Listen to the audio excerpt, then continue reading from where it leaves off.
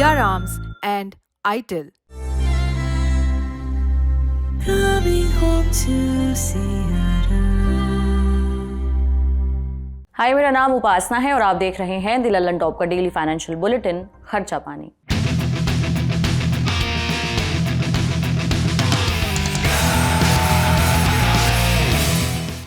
अदा हुआ न कर्ज और वजूद खत्म हो गया, मैं जिंदगी का देते देते सूद खत्म हो गया।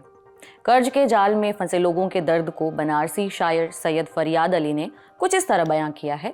ये लाइनें बताती हैं कि कर्ज लेने के बाद आदमी किस तरह उसका ब्याज चुकाते चुकाते जिंदगी गुजार देता है, लेकिन कर्ज का बोझ है कि खत्म होने का नाम ही नहीं लेता है।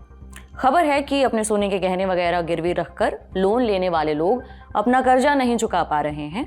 इसके चलते गोल्ड लोन डिफॉल्ट के मामले बढ़े हैं।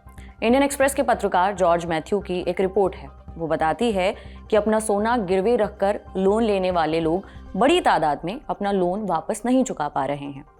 भारतीय रिजर्व बैंक यानी आरबीआई के आंकड़ों के मुताबिक जून 2024 तक gold loan non performing assets यानी एनपीए 30% उछलकर 6,696 करोड़ रुपए पर पहुंच गया।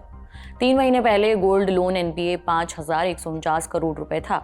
अगर कोई आदमी ड्यू डेट खत्म होने के बाद 90 दिनों के अंदर किस्त चुकाने में असफल रहता है तो उनके लोन को बैंक एनपीए की कैटेगरी में डाल देते हैं। एनपीए को नॉन परफॉर्मिंग एसेट या बैड लोन भी कहते हैं। देश के कमर्शियल बैंकों के गोल्ड लोन एनपीए में 62% का उछाल आया है। मार्च 2024 में बैंकों का गोल्ड लोन एनपीए 1513 करोड़ रुपए से बढ़कर जून 2024 में 2445 करोड़ रुपए पर पहुंच गया।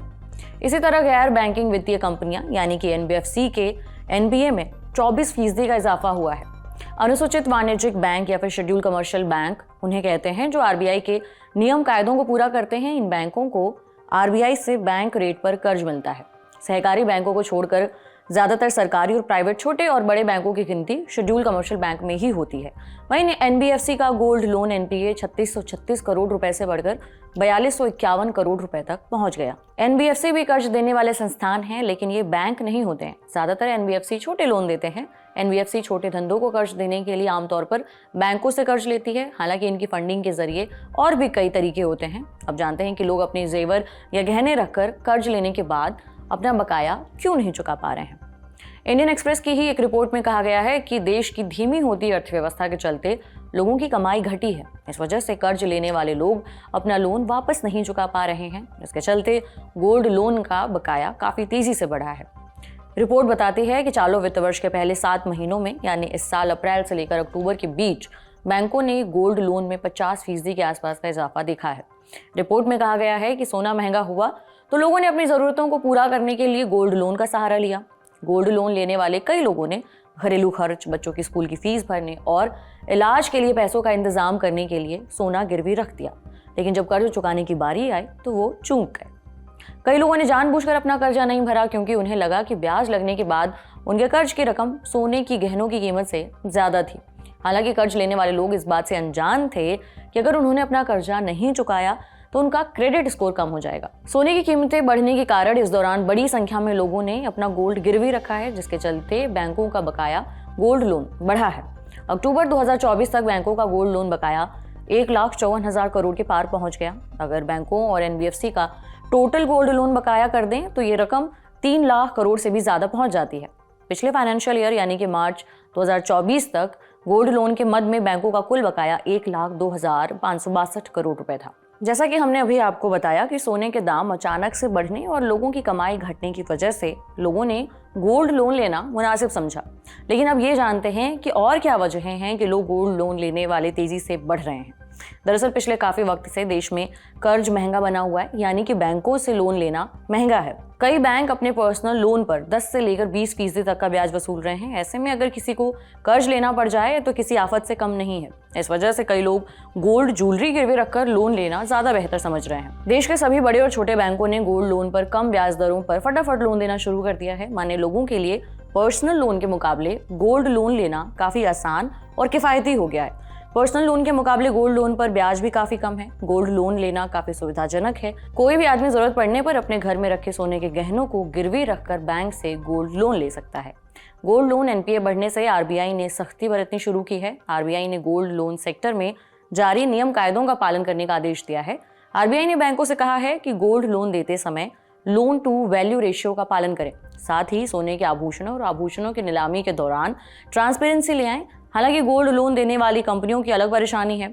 दरअसल बजट में सरकार ने सोने पर कस्टम ड्यूटी घटाकर 6% कर दी थी। इससे गोल्ड की कीमत में काफी गिरावट देखने को मिली थी। इसके चलते गिरवी रखे सोने की वैल्यू लोन और ब्याज से कम हो गई। हालांकि जुलाई के बाद सोने की कीमतों में कुछ उछाल दिखा है। वहीं रिजर्व बैंक की सख्ती के चलते कंपनियां उन ग्राहकों के गिरवी रखे सोने को बेच रही हैं जो समय पर लोन नहीं चुका पा रहे हैं। मीडिया रिपोर्ट्स के मुताबिक गोल्ड लोन देने वाली प्रमुख कंपनियां मसलन मुथूट फाइनेंस और मणप्पुरम फाइनेंस वगैरह ने बड़ी मात्रा में सोने की नीलामी की है। गोल्ड लोन देने वाली प्रमुख कंपनी मुथूट फाइनेंस ने सिर्फ जुलाई से सितंबर के बीच 250 करोड़ रुपए के सोने की नीलामी की है। इसी दौरान मणप्पुरम फाइनेंस ने भी करीबन 360 करोड़ रुपए की कीमत का गिरवी रखा हुआ सोना नीलाम किया है। जब कोई व्यक्ति गोल्ड लोन लेता है तो उसे कर्ज चुकाने के लिए एक तय समय सीमा और नोटिस भेजा जाता है। फिर भी अगर भुगतान नहीं होता है तो उसके बाद कंपनियां उनके पास गिरवी रखे सोने की नीलामी करती हैं और अपने लोन की वसूली करती हैं। एनपीए बढ़ने की खबर ऐसे समय में आई है जब बैंक इस बात पर अपनी पीठ ठोक रहे हैं कि उन्होंने अपना एनपीए घटाने में काफी हद तक सफलता पाई है।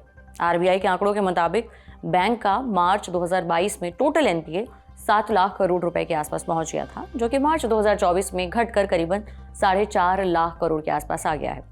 हाल ही में जारी आंकड़ों के मुताबिक देश में पर्सनल लोन लेने वालों की संख्या में बहुत जबरदस्त तेजी दिखी है। इसी साल जुलाई के आखिर में पर्सनल लोन उछलकर 55 लाख करोड़ के पार चला गया था। साल दर साल के आधार पर आंकड़ों को देखें तो पिछले साल जुलाई के मुकाबले इस साल पर्सनल लोन लेने वालों की संख्या करीबन 14% बढ़ी है। रिजर्व बैंक के आंकड़ों के मुताबिक जुलाई के आखिर तक क्रेडिट कार्ड का बकाया सबसे तेजी से बढ़ा है। हालांकि बैंकों की कुल उधारी में इसका हिस्सा 1% ही है, लेकिन क्रेडिट कार्ड का बकाया सालाना आधार पर 22% की तेजी के साथ 2.8 लाख करोड़ को पार कर गया है। पर्सनल लोन में सबसे तेजी से बढ़ने वाला सेगमेंट गोल्ड लोन का रहा है। गोल्ड लोन में 39% का उछाल आया है। आरबीआई ने नवंबर 2023 में पर्सनल लोन का रिस्क वेटेज 100% से बढ़ाकर 125% कर दिया है। इसी तरह से क्रेडिट कार्ड लोन के लिए इसे 125 से बढ़ाकर 150% कर दिया गया है। अब रुख करते हैं एक दूसरी जरूरी खबर का। एयरलाइंस कंपनियों को विदेश यात्रा करने वाले अपने सभी पैसेंजर्स का आंकड़ा भारत सरकार के साथ शेयर करना अब अनिवार्य होगा। न्यूज एजेंसी पीटीआई के मुताबिक 1 अप्रैल 2025 से सभी भारत से विदेश या विदेश से आने वाले सभी एयरलाइंस कंपनियों को अपने यात्रियों के आंकड़े भारतीय सीमा शुल्क अधिकारियों के साथ शेयर करने होंगे। ऐसा ना करने पर जुर्माना लगाया जा सकता है। इस बारे में केंद्रीय अप्रत्यक्ष कर और सीमा शुल्क बोर्ड यानी कि सीबीआईसी ने आदेश जारी कर दिया है। इस आदेश में बताया गया है कि इंटरनेशनल फ्लाइट्स के प्रस्थान से 24 घंटे पहले यात्री का नाम, मोबाइल नंबर, टिकट खरीदते समय किस तरह पेमेंट किया गया, जैसे क्रेडिट कार्ड या डेबिट कार्ड जैसी सारी डिटेल शेयर करनी होगी। टिकट जारी करने की तारीख क्या है, साथ ही उसी पीएनआर से जुड़े दूसरे यात्रियों के बारे में भी पूरी डिटेल देनी होगी। अगर कोई एयरलाइंस जानकारी साझा करने में हीला हवेली करती है या आनाकानी करती है तो उस पर 25,000 से 50,000 रुपए तक का जुर्माना लगाया जा सकता है। आज के बुलेटिन में इतना ही। आपके लिए बुलेटिन लिखा था हमारे साथी प्रदीप यादव ने। आपको ये जानकारी कैसे लगी हमें ज़रूर बताएं कमेंट बॉक्स में। बाकी अन्य खबरों के लिए देखते रहिए दिल ललन टॉप। अब आपके साथ मुलाकात होगी अगले साल। शुक्रिया।